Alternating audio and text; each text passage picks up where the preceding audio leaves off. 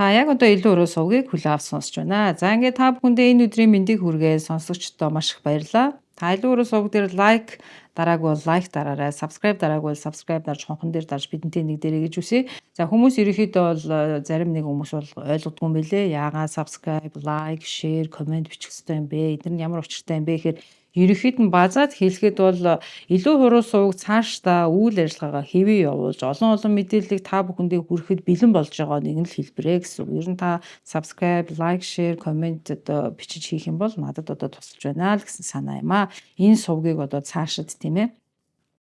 Одоо юу гэмээр амьд үлдээж гэх юм уу? Одоо үйл ажиллагааг нь хэвээ явуулахад тусалж байна л гэсэн санаа.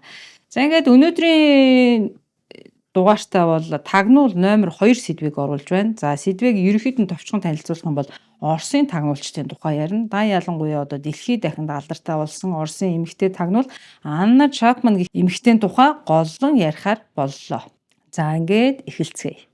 Хүйтэн дайны үед дэлхийн супер гүрнүүдийн хооронд өрнсөн тагнуулын тулаанд зэвсэг технологиос гадна хүний сэтгэл зүй ялангуяа хүсэл тачаалыг зэвсэг болгон ашиглаж байсан. Зөвлөлтийн үед эмэгтэй тагнуулчдыг honey trap буюу дурлалын урх хэмээх тусгай аргачлалаар сургаж, зорилттой ирчүүдийг өөрсөндөө татан тэднээс нууц мэдээлэл олж авахд ашигладаг байсан нь олонний сонирхлыг татсаар ирсэн сэдэв байв. Зөвлөлтийн төрийн 4-р сургууль хэмээх тусгай тагнуулын бэлтгэлийн төвд сурсан эмэгтэй тагнуулчид төгсөхдөө ердийн нэг дипломоор зогсохгүй тунж өвөрмөц төгсөлтийн баярын бэлэг гардан авдаг байсан сонирхолтой. Тэдэнд өгсөн өвөрмөц бэлэг бол тансаг дотор хувцс юм аа. За энэ тансаг дотор хувцс бол энэ эмэгтэй тагнуулчдын ерөөсөө л ажлынхаа хүрээнд байг өмсдөг ажлынхан дөрөмт хувцс байсан гэхэд болох юм байна. Эмэгтэй тагнуулууд зүгээр нэг секси дүр төрхтэй мэт боловч үнэн хэрэгтээ энэ нь бай болсон хүндээ сэтгэл зүйн дарамт үүсгэх, хүсэлт автуулж түүнээс мэдээлэл одоо задруулах нарийн аргачлалыг тэд нар эзэмссэн байсан. Нууц ажиллагаа зөвхөн гадаад төрхөөр хязгаарлагдаагүй тагнуулж бүсгүйчүүд зарим тохиолдолд өндөр технологийн төхөөрөмж ашиглаж байсан нь улам гайхшруулдаг. Төв Европын их сургуулийн мэдээлснээр тэдний зарим нь биеийн дулаанаар цэнэглэгддэг батарейтай бичлэг хийдэг бичил төхөөрөмжийг хиймэл хөхний товч хэлбэрээр биедээ суйрлуулж яриаг нууцаар тэмдэглэдэг байжээ. Энэ технологи нь тухайн үедээ тун дэвшилтэт технологи тооцогдож байсан гарцаагүй. За сэтгэл татам тагнуул эмэгтэйчүүдийн тухай яриа, домог мэд түүхүүд олон нийтийн соёлд гүн шингэсэн байдаг. За жишээ нь бол кино байж болох юм.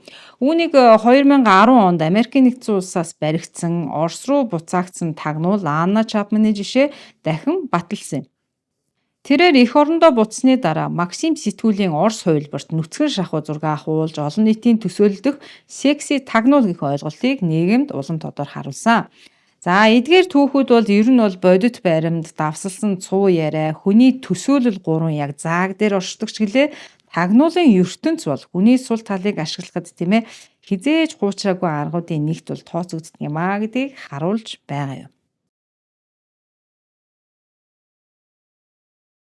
Нэгэн бүсгүй эргэн тойронд дэлхийн хөл хөдөлгөөнд орсон юм. 2010 оны 100 дэлхийн хэвлэл мэдээллийн анхаарлыг татсан нэгэн үйл явдал бол Америкийн нэгдсэн улсын холбооны мөрдөх товчоо буюу FBI явуулсан тагнуулын эсрэг ажиллагаа байсан. Уг ажиллагааны үр дүнд 10 Орос иргэн нууц тагнуулч хэмээн баривчлагдсан бөгөөд тэдний одоо дунд улаан үстэй үзэсгэлэнтэй төрхөөрөө онцгойрсон Анна Чапман нэртэй эмэгтэй байсан. Түүнийг шинэ Мата Хари орчин үеийн Бонд бүсгүй зэргээр нэрлэж олон нийт сонирхон шуугаж эхэлсэн нь мэдээж санамсаргүй зүйл биш байсан. Анна Чапман буюу яг жинхэнэ нэрээр Анна Васильевна Кушенко 1982 оны 2 сарын 23-нд Зөвлөлт холбоот улсын Волгоград хотод төржээ. Түүний эцэг Василий Кушенко нь хуучин КГБ-гийн өндөр албан тушаалтан бөгөөд дипломат албаар ажиллаж байсан нь Аннаг улс төр нууц ажиллагааны ертөнцид өсгөж хүмүүжүүлсэн чухал нөлөөтэй гэнэ. Тэрээр Москвагийн улсын их сургуульд эдийн засгаар суралцсан 2000-ад оны эхээр Их Британд очиж бизнесмен Алекс Чапмантай гэрлэн улмаар Британий иргэншил авсан байдаг. Гэрлэлт нь удаан үргэлжлээгүй ч гэлээ. Түүнийг бол энэ гэрлэлт бол honey trap буюу дурлалын урх болгон гадаадын хөрсөнд шургалсан нууц агент тагнуулч болох замыг л бэлдсэн хэрэг байсан гэж үздэг байна. 2009 онд Анна Чапман Нью-Йорк хотод ирж Property Finder нэртэй үйл хөдлөх хөрөнгийн компанитай болжээ. Манхэттны төвд байр түрээсэлж 50 орчим ажилчинтай ажил хэрэгч бүсгүйн дүрээр амьдарч байсан нь үнэндээ Оросын тагнуулын ерөнхий газрын хууль бус хөтөлбөр хэмээх сүлжээний бүрэлдэхүүн хэсэг байсан байна. За түүний гол зорилго бол Америкийн улс төр эдийн засгийн хүрээлэл нэвтрэн орж нууц мэдээлэл цуглуулах явдал байсан.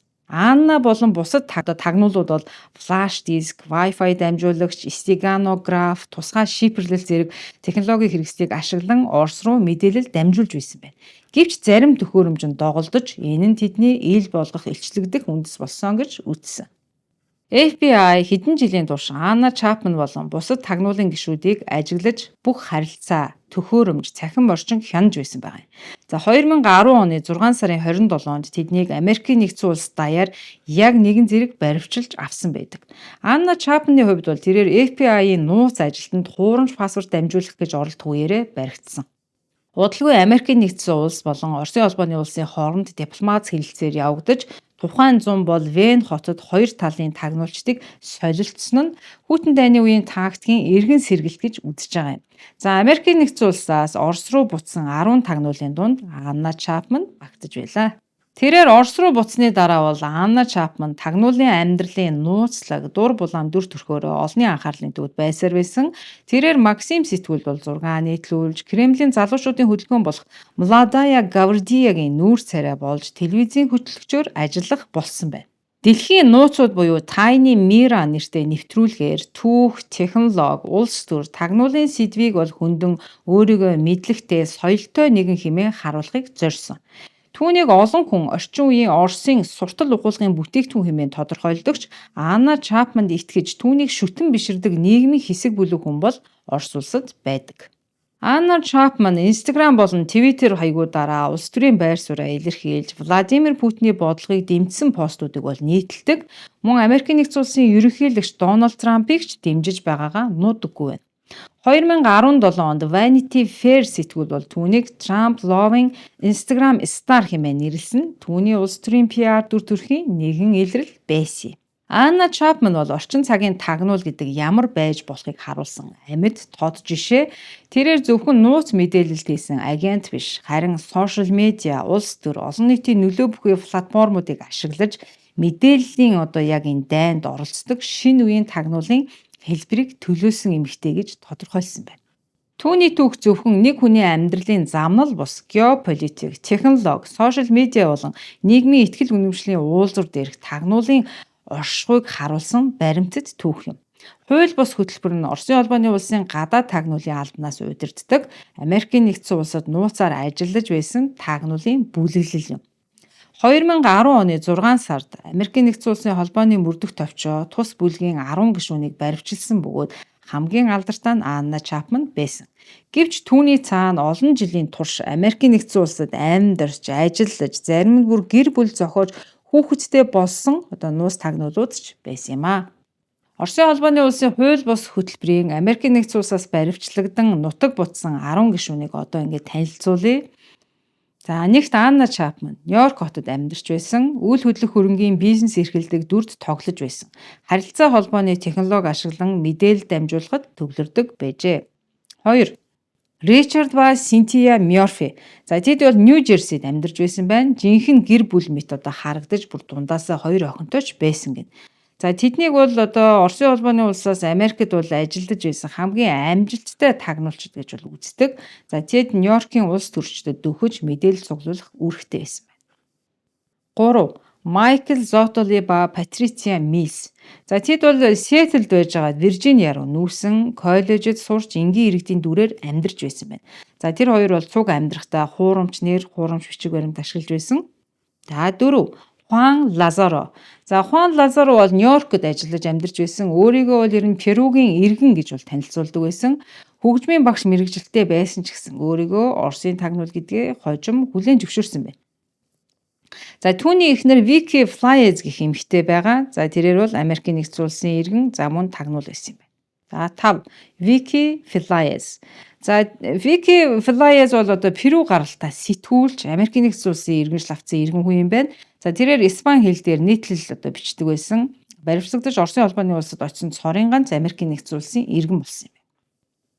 6. Дональд Харвард Хитфилд ба Трейси Ли Эн Фоли. За тэд хосууд бол одоо Бостонд амьдарч ажиллаж байсан. Тэд Массачусетсийн технологийн их сургууль, Гарвардын их сургуульд эрдэм шинжилгээний хүрээлэлд одоо ойртон ажиллаж байсан 2 хүүхэдтэй гэр бүл байсан байна. За энэ 2 хосын бол яг жинхэнэ нэр бол Андрей Безруков, Ильяна Вавилова гэсэн нэртэй байсан. За энэ 2 тагнуулч маань баривчлагдан нутаг бутсан хойноо бол одоо Оросын холбооны улсын тагнуулын академи профессор зохиолчоор ажилласан юм байна. 7. Михаил Семенко. За Михаил Семенко Вашингтон DC хотод бол амьдарч байсан. Тэрээр хятад хэлтэй аялал жуулчлалын компанид ажиллаж байсан. Хууль бус хөтөлбөрийн цорын ганц яг өөрийн албан ёсны жинхэнэ нэртэйгээ байсан гишүүн гэж үздэг. Түүнд Америкийн дипломат хүрээлэлд нэвтрэх даалгавар өгсөн гэж үзсэн байна. За ингээд бол одоо 2 улсын хооронд бол солилцоо явагдаж 2010 оны 7 сарын 9-нд Америкт одоо баривчсан Оросын 10 тагнуулыг Оросд баривчлагдаад байсан барууны 4 тагнуулаар ингэж сольсон байгаа юм. За энэ барууны 4 тагнуул бол Орос холбоот улсад баригдаад тэгээд хоригдож байсан юм байлээ. Тэгээд би бол өөрөө бодохдоо яг барууны 4 тагнуул гэхээр магадгүй Америк гаралтай эсвэл Европын холбооны улсаас гаралтай 4 хүн байгаа байх гэсэн чинь үнэхээр миний бол гайхширлыг төрүүлсэн. За юу вэ гэхээр энэ барууны 4 тагнуул гэдэг байгаа 4 хүн бол Орос хүн байсан. За энэ 4 хүнийг та бүхэндээ товчхон танилцуулъя. За 1 Игорь Сютягин. За Оросын цөмийн физикч, Америкийн нэгдсэн улсын цэргийн судалгааны талаар мэргэжсэн. За тэрээр 1999 онд баривчлагдаж 2004 онд төрийн нууц задруулсан хэрэгээр 15 жилийн хоригдол авч хоригдож ирсэн. Тэрээр барууны судалгааны байгууллагатай хамтран ажиллаж цэргийн нууц мэдээлэл гадагш алдагдуулсан гэж буруутгагдсан. Сютяг нь өөрийгөө тагнуул огт хийгээгүй зөвхөн нээлттэй их сурвалжаас мэдээлэл боловсруулсан гэж мэдгдсэн байна. За тэрээр үнэхээр барууны тагнуул байсан уу гэхэд бол шууд тагнуул байсан нотлогдоогүй. Гэхдээ Оросын талын одоо зүгээс бол баруунд ашигтай мэдээлэл өгсөн этгээд гэж үзсэн юм байна. Номер 2 Сергей Скрипал. За тэрээр бол Оросын холбооны улсын гадаад тагнуулын албаны хурандаа цолтой хүн. 2004 онд Оросын эрх баригчид түүнийг Их Британий MI6-ад олон жилийн турш тагнуул хийсэн хэрэгээр баривчилж 13 жилийн хоригдлыг оноосон байна. 2010 онд Орос Америкийн нэгдсэн улсын хоорондын тагнуул солилцооны хүрээнд тэрээр суллагдаж Их Британд очин амьдарч сурсан гинэ. Харамсалтай нь 2018 онд Сергей Скрипал бол охинтойгоо хамт Новичок хэмээх химийн бодисоор хорцсон. За мэдээж энэ үйл явдал бол дэлхийн нийтийн анхаарлыг татсан хэрэг болсон. За Сергей Скрипал үнэхээр барууны тагнуул байсан уу гэсэн асуултанд бол тийм. Тэр MI6-гийн төлөө ажиллаж байсан нь Оросын шүүхээр нотлогдсон юм. Номер 3 Александр Запорожский. За Оросын тагнуулын ерөнхий газрын офицер асан хүн. За 2001 онд Америкийн нэгдсэн улсаас Орос руу буцаж ирээд Америкийн нэгдсэн улсын төв тагнуулын газар буюу CIA-д мэдээлэл өгсөн хэрэгт буруутгагдан 18 жилийн хоригдол авсан байна.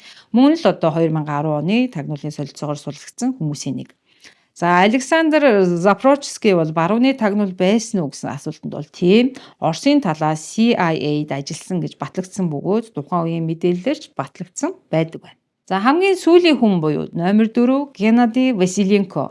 За тэрээр бол КГБ-гийн хуучин ажилтан 1980-ад онд Америкийн нэгдсэн улсад ажиллаж байхдаа Америкийн нэгдсэн улсын төв тагнуулын газар буюу CIA-тэй харилцсан одоо сэжиглэлээр байцаагдаж дараа нь суллагдсан. За гисэн ч 2006 онд тэрээр дахин баривчлагдаж Америкийн төлөө тагнуул хийсэн гэж буруутгагдсан байна. Мөн л 2010 оны тагнуулын солилцоонд суллагдсан. За Геннадий Василенко үнэхээр барууны тагнуул байсан уу гэхэд бол тийм. Ямар нэг хэмжээгээр Америкийн нэгдсэн улсын тагнуулын төв газар буюу CIA-тэй хамтран ажилласан нь Оросын талаас нотлогдсон байт юм байна. Хууль бус хөтөлбөр бол хүйтэн дайны дараах үеийн хамгийн дуйлантай том тагнуулын ажиллагааны нэг бөгөөд эдгээр хүмүүс олон жилийн турш Америкийн нэгдсэн улсад энгийн амьдралаар амьдран улс төр бизнесийн хүрээлэлд шургалж мэдээлэл дамжуулах үйл ажиллагаа явуулж байжээ. Олон нийтийн хувьд тэдний амьдрал кино шиг маш сонирхолтой санагдаж болох ч гэлээ үнэн хэрэгтээ энэ бүх үйл явдал нь тагнуулын үйл ажиллагаа дэлхийд дахина хэр гүн нарийн төвөгтэй болсны тод жишээ гэж үзэж байгаа юм. За ингээ өнөөдрийн маань дугаар үүгээр дуусч байна. Хүлээн авсан та бүхэнд баярлалаа. Дараагийн дугаараар дахин уулзъя. Баярлалаа.